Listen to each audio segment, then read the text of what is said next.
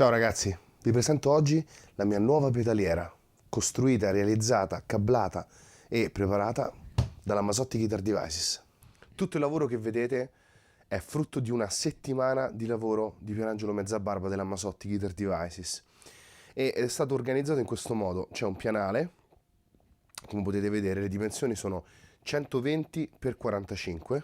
Sotto è costituito tutto da una struttura di alluminio e coperto da uno strato di Lexan, che è una sorta di plexiglass trasparente, più tenero e più lavorabile.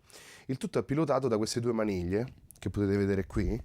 Una è questa, che ci permettono di estrarre la pedaliera completamente dal suo flight case. Abbiamo una fossa di riferimento dove sono inseriti il wah e i due pedali volume, adesso vedremo qual è la loro funzione, che è ribassata, quindi è stata fatta proprio un riferimento, uno scasso in questo pannello di alluminio, proprio per poter inserire più bassi i pedali volume e il wah. Dopodiché la parte quella superiore, fatta diciamo a questa forma di ferro di L, ci permette di avere una isola di riferimento da questa parte, dove abbiamo l'input, l'output, i controlli di accensione, le luci, perché sotto il pannello abbiamo dei LED appositamente customizzati dalla Masotti, e il ground lift, che ci permette di risolvere situazioni di terra, dove magari durante una performance live. Poi il cavo a norma, cavo elettrico con fusibile da 500 mA. Qui sotto all'accordatore abbiamo montato un alimentatore toroidale e l'abbiamo posto proprio sotto l'accordatore per non avere problemi di riferimento, problemi di ronzii. La pedaliera è molto silenziosa. Poi abbiamo sviluppato il tutto intorno al TB6 della Masotti. Tramite il TB6 pilotiamo 6 mandate effetti che vengono così comandate. Il loop 1 è un send return direttamente sulla white box, che è a monte di tutto, che permette sia di avere un buffer praticamente sempre attivo nel caso lasciassimo acceso il loop 1, e oltretutto ci permette di avere un boost direttamente su qualunque degli altri canali del TB6. Il loop 2 pilota tutta la serie dei drive, quindi abbiamo OD Box, Plexiton, Aceton, Contour and Boost, e torniamo indietro.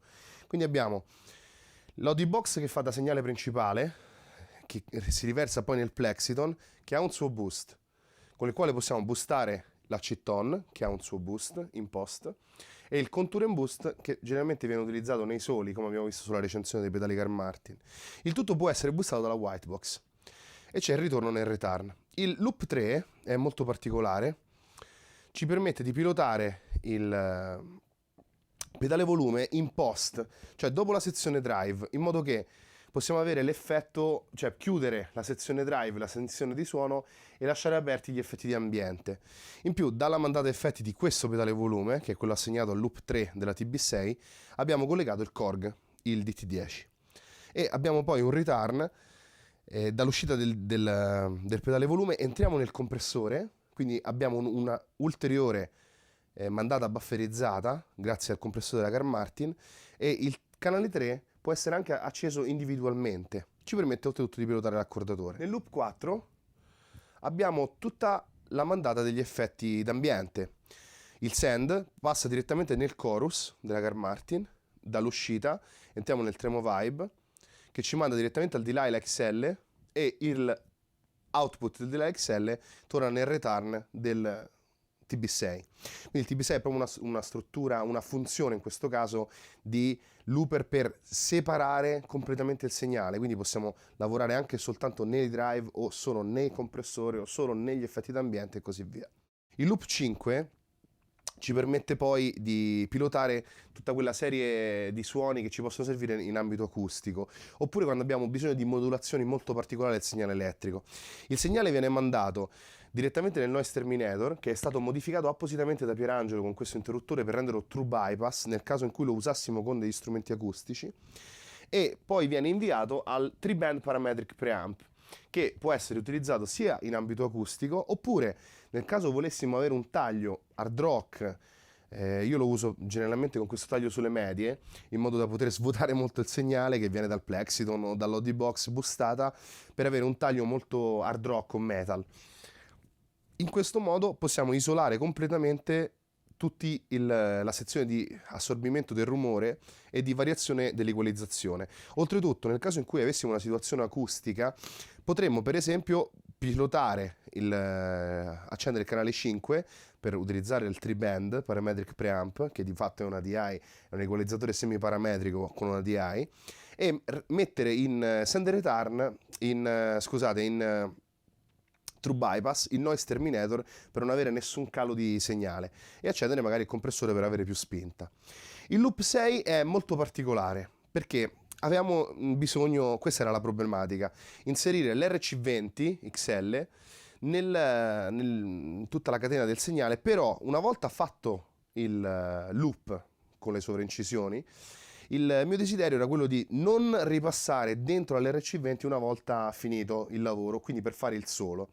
Pierangelo si è inventato una soluzione molto efficace per la quale abbiamo dovuto utilizzare sia questo alternativo pedale volume, secondo pedale volume, sia questo pedale magico che è stato costruito appositamente per me da Pierangelo. Facciamocelo spiegare da lui come funziona.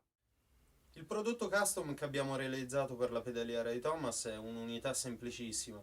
Praticamente si tratta di un mini mixer con cui può gestire un suono wet rappresentato dall'RC20, il looper, e un suono dry che è il suo suono analogico di chitarra, e praticamente attraverso il pedale del volume controlla la mandata wet del segnale, cioè la quantità di segnale originata dall'RC20, mentre attraverso lo stomp che sta sul mini mixer può attivare o meno il segnale dry, e quindi in questo caso si trova nella situazione in cui può gestire tutti i suoi loop e tutte le sue registrazioni attraverso l'RC20 e poi magari fare un assolo in dry senza passare all'interno di esso, semplicemente agendo sullo stomp del mixer e quindi attivando il segnale dry.